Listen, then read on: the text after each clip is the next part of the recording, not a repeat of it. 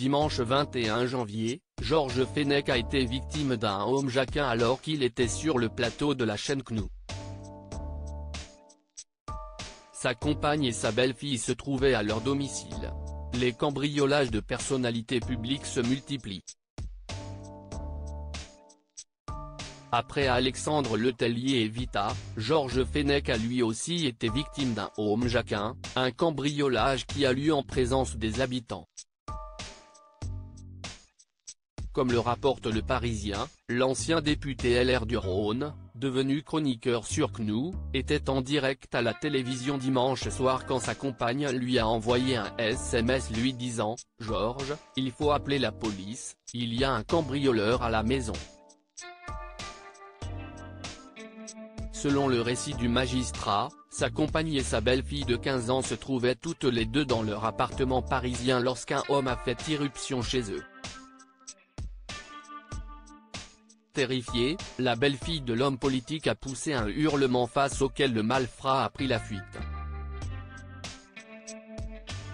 La compagne et la belle-fille de Georges Fenech traumatisées après leur homejacking après avoir précipitamment quitté le plateau de CNOO pour rejoindre sa compagne et sa belle-fille, Georges Fenech a déposé plainte lundi après-midi.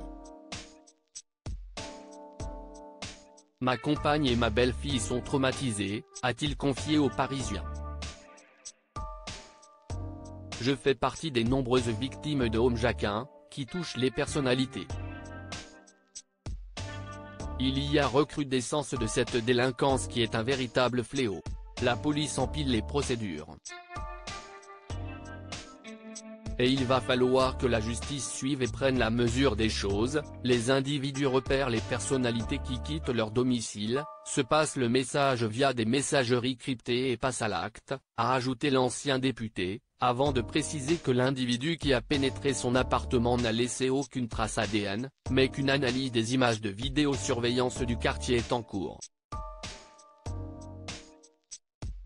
Vita, Alexandre Letellier et Bruno Guillon séquestrés par leur cambrioleur. Certaines personnalités ont eu moins de chance que la compagne et la belle-fille de Georges Fenech. Seulement quelques jours avant Noël, Vita, son mari et leurs 3 enfants ont été cambriolés et séquestrés à leur domicile par 3 individus armés.